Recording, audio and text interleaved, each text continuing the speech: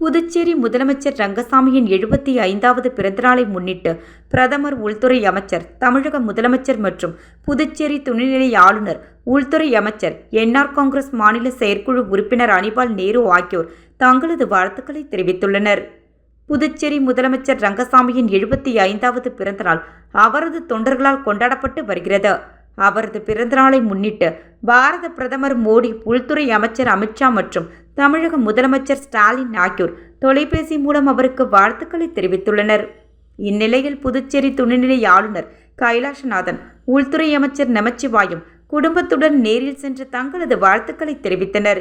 இதேபோன்று சட்டமன்ற உறுப்பினர்கள், அரசு துறை அதிகாரிகள், காவல்துறை அதிகாரிகள், தொண்டர்கள் என அனைவரும் நேரில் சந்தித்து தங்களது பிறந்தநாள் வாழ்த்துக்களை தெரிவித்து வருகின்றனர்.